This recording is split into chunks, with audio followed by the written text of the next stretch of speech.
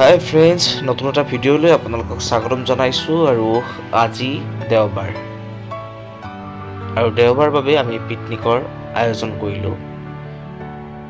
হঠাতে হ'ল পিকনিকৰ আয়োজন, আৰু ক'লৈ যাম বাৰু ভাবি চিন্তি পালোঁ গুৱাহাটী নিচেই ওচৰতে থকা দীপৰ বিলৰ কথা। যিটো দেওবাৰ, সেয়েহে আমি গোটেইকেইটা ওলাই আহিলোঁ দীপৰ বিললৈ, আৰু এনেকৈ আৰম্ভ কৰিলোঁ আমাৰ যাত্ৰা দীপৰ বিললৈ। ৰাস্তাৰে গৈ আছোঁ আমি দীপৰ বিল অভিমুখে। এতিয়া দিনৰ প্ৰায় 11 মান বাজিছে। গুৱাহাটী মহানগৰীৰ ৰাস্তাত জানেই যাম, তথাপিতো সিমান যাম নোপোৱাকৈ গৈ আছোঁ আমি দীপৰ বিল অভিমুখে। আৰু আহি আমি গুৱাহাটী মহানগৰীৰ দক্ষিণ গাঁও পালোহি। ঘৰৰ পৰা ওলাই আহিলোঁ আৰু এনেকৈ আগবাঢ়ি গৈ আছোঁ আমি দীপৰ বিললৈ।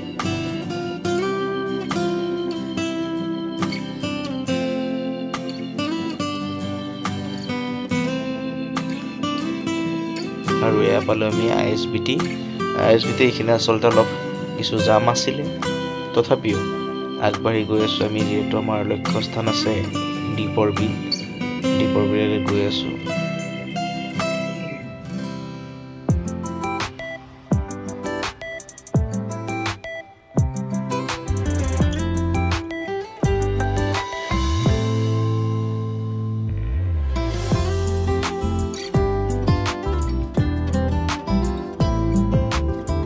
কিছু সময় যোৱাৰ পিছতে আমি এনেকৈ পালোঁ প্ৰায় দীপৰ বিল পাব গৈছোঁ। দীপৰ বিল পোৱাৰ আগতে এয়া দেখিছেনে কি সুন্দৰ পৰিৱেশ। আচলতে এইখিনি প্ৰায় ভীমাশংকৰ মন্দিৰ পাৰ হোৱাৰ পিছৰ দৃশ্য হয়। কি সুন্দৰ পৰিৱেশ, প্ৰাকৃতিক সৌন্দৰ্য, আৰু সন্মুখত থকা পাহাৰখন খুব ধুনীয়া, দেখি ভাল লাগি গ'ল। সেয়েহে ভাবিলোঁ ভিডিঅ' এটাকে বনাই দিওঁ, আৰু গাড়ীৰ পৰা এনেকৈ মই চলাই ভিডিঅ' কৰা আৰম্ভ কৰিলোঁ। দেখিছেনে পাহাৰখনত যিমানে ওচৰলৈ গৈ আছোঁ যেন দেখিবলৈ সিমানে সৌন্দৰ্য বৃদ্ধি হৈ আছে।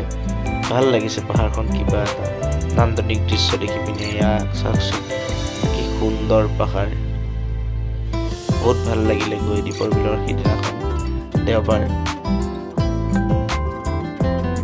আৰু এনেকৈ আমি লাহে দীপৰ বিল পাবৰে হ'লোঁ।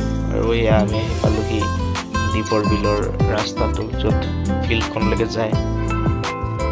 দেখিবলৈ পাইছে যে ফিল্ডত ইতিমধ্যে অজস্ৰ পিকনিক খোৱা মানুহ আহি, যান বাহন আহি একদম ভৰি পৰিছে। আচলতে ঠাই নাই বুলিয়ে ক'ব পাৰি দীপৰ বিলত, যিহেতু দেওবাৰ আছিলে, আৰু দেওবাৰ কাৰণে অসংখ্য মানুহ আহিছে দীপৰ বিলৰ পাৰলৈ।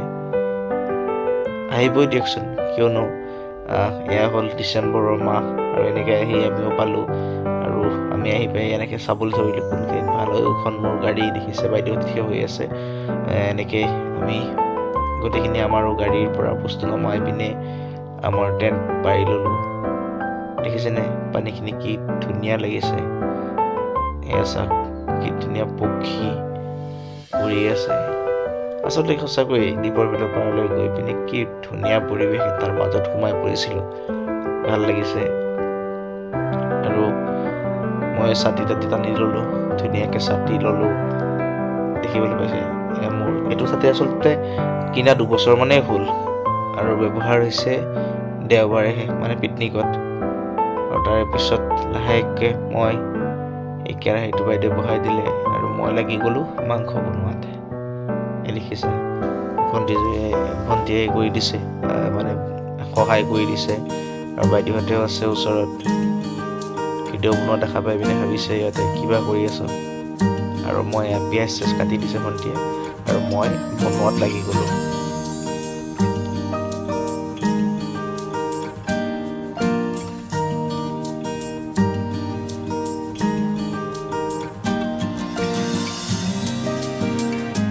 দেখিছেনে চিকেন বনাই আছোঁ মই, কেনেকুৱা হৈছে বাৰু।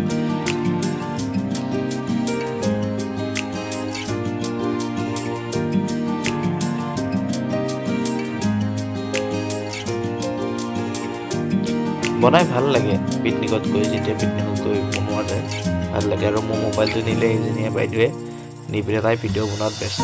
দেখিছেনে মোচন চাওক মোচন। আৰু এনেকৈ কৰি লাহে মোৰ মাংসখিনিৰো পানী দিবলৈ হ'ল। দেখিছে বিলাহী দিছোঁ, তাৰপিছত পিঁয়াজ, আলু আৰু মাংস।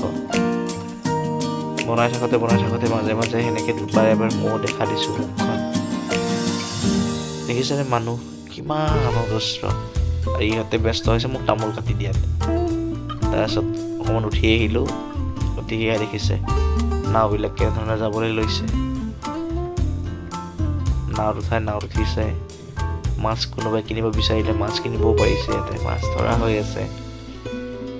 গতিকে একচুৱেলি পৰিৱেশটো সঁচাকৈ বহুত ভাল লাগিছিলে দীপৰ বিলৰ। গৈছোঁ দীপৰ বিলত, আগতে বহুবাৰ গৈছোঁ, কিন্তু এইবাৰ গৈ যেন দীপৰ বিলত কিবা এটা বেছি ভাল লাগিলে।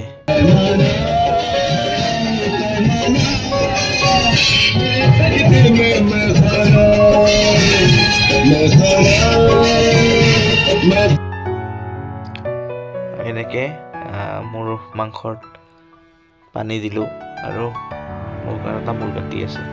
তাই বাৰু নিজে মুখত এখন ভৰাই লৈছে, দেখিছে চুবাই আছে। হৈ গ'ল এয়া মোৰ মাংসৰ পিছত এয়া মাছৰ জোল বনালোঁ।